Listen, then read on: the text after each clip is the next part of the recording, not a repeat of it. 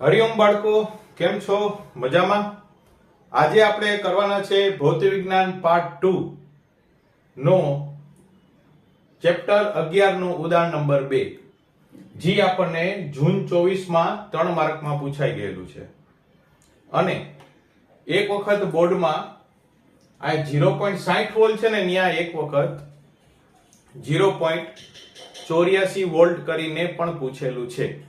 બરોબર, તો ઈ આપણે પ્રયત્ન કરશું હોમવર્કમાં, અને જો તમને આન્સર આવી જાય તો તમે કોમેન્ટ બોક્સમાં લખજો. બરોબર, ચાલો આપણે દાખલો ચાલુ કરીએ. સૌપ્રથમ આપણે હંમેશા મેં તમને કીધું એમ, અને હું મારા દરેક વિડીયોમાં કહીશ કે ક્વેશ્ચન કે પ્રશ્ન હંમેશા નિરાતે વાંચવો. પ્રશ્ન વાંચવાથી તમને એમાં ઘણા બધા જે ડેટા આપેલા હશે એ તમને ખ્યાલ આવશે. પછી કોઈ પણ વસ્તુ જો બદલી હોય તો આપણે રકમ વાંચી હોય તો ખ્યાલ આવશે કે અહીંયા રકમ અલગ હતી ને આમાં બદલેલું છે. બરાબર, ચાલો. સીઝિયમ ધાતુનું કાર્ય વિધેય 2.14 ઇલેક્ટ્રોન વોલ્ટ છે. તો કાર્ય વિધેય છે એને આપણે φ0 વડે ડિનોટેટ કરશું. φ0 વડે બતાવી શકાય. અને 2.14 ઇલેક્ટ્રોન વોલ્ટ. તો પહેલી આપણી જવાબદારી થશે કે ઇલેક્ટ્રોન વોલ્ટને જૂલમાં ફેરવવાનું. બરાબર, તો 2.14 અને 1 ઇલેક્ટ્રોન વોલ્ટને જૂલમાં ફેરવવું હોય એટલે 1.6 ગુણ્યા 10 - 19. સાવ નિરાતે આત્મવિશ્વાસ સાથે આપણે કરવાનું છે. 2.14 ગુણ્યા 1.6 એટલે આપણો જવાબ આવશે 3.424. 3.424 ગુણ્યા 10 - 19 જૂલ. આ આપણું પ્રથમ કાર્ય થઈ ગયું. ચાલો હવે આપણે ગોતીએ છીએ એ.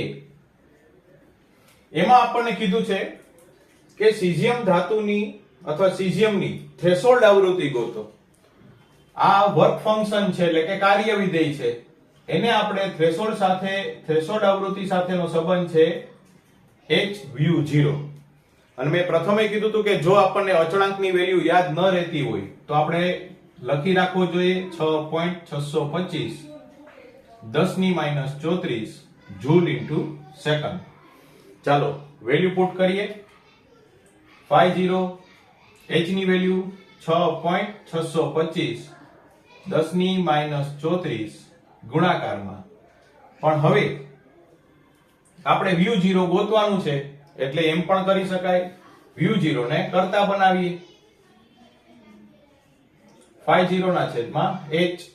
ચાલો, φ0 ની કિંમત આપણે ગોતેલી છે 3.424 10 - 19 6.625 10 - 34.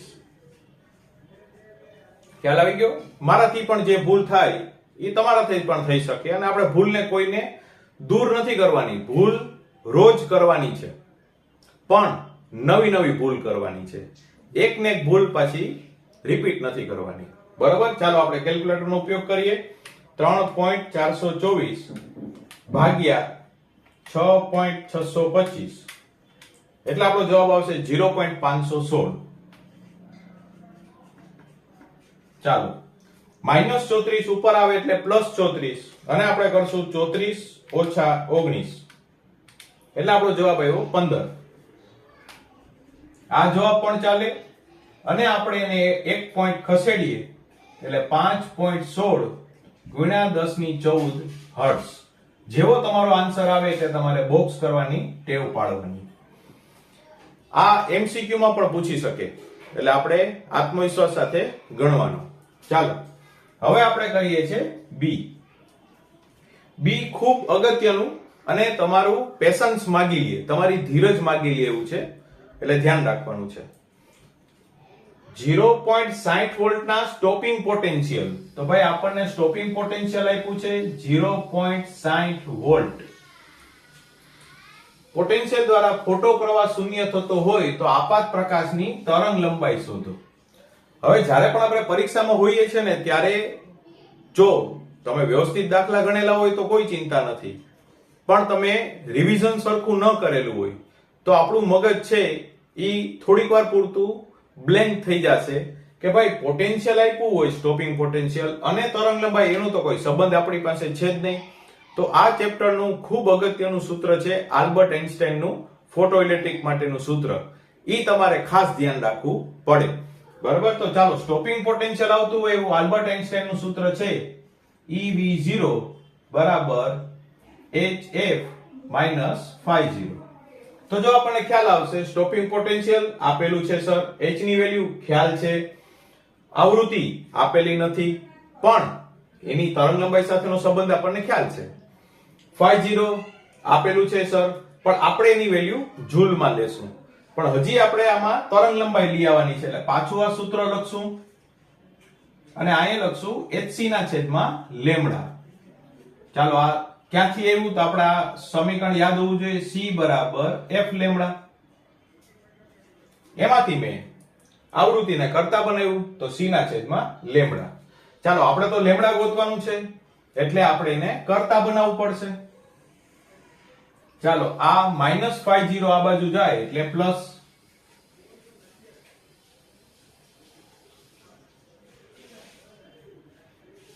અને મારે લેમ્ડા ગોતવાનું છે તો હું એને કરતા બનાવું એટલે થશે hc ના છેદમાં EV0 વત્તા φ0. આ આપણું સમીકરણ થઈ ગયું.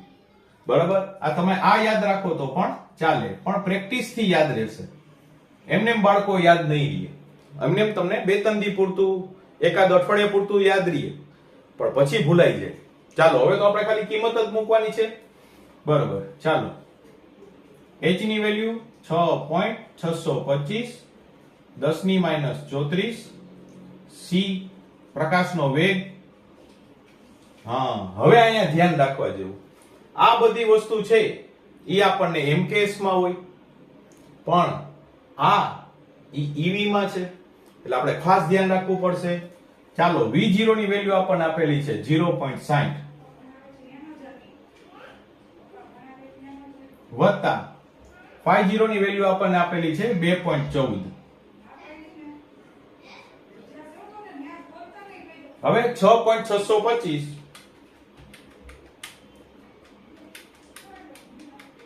ગુણ્યા 3 એટલે 19.87, અને આ મૂલ્યો તમે યાદ રાખો તોય ચાલશે. શું કામ કે ઘણી બધી જગ્યાએ HC છે એ સાથે જ આવશે. ચાલો 19.87 34 માંથી 8 જાય એટલે 34 ઓછા 8 26, પણ આપણે નિશાની મોટાની લેવાની છે એટલે -26. ચાલો અહીં આપણે ધ્યાન આપશું, સરખો એકમ હશે તો સરવાળો થાય.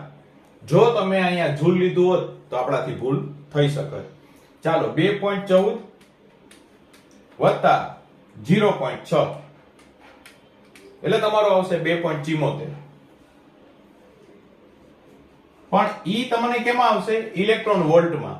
પણ આપણે તરંગ લંબાઈ ગોતવાની છે મીટરમાં એટલે આપણે ઇલેક્ટ્રોન વોલ્ટને જૂલમાં ફેરવી નાખશું. ચાલો પાછું કેલ્ક્યુલેટરનો ઉપયોગ, 19.87 ભાગ્યા 2.74 ભાગ્યા 1.6 4.53.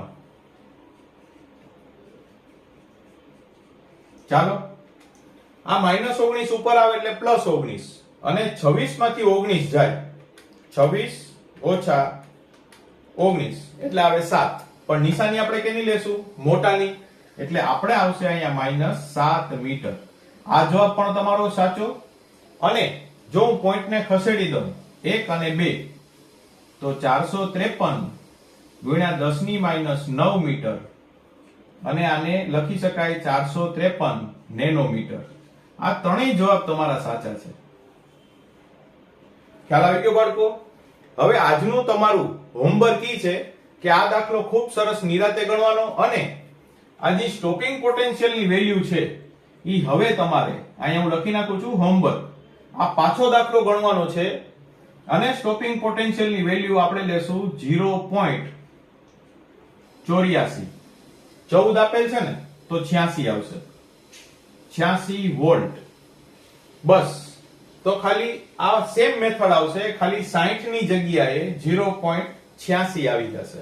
આનો જે પણ જવાબ આવે તમારે મને કોમેન્ટ કરીને બતાવવાનું છે. ચાલો, thank you, Hariom, best of luck. અને દાખલા ગણતા રહેજો.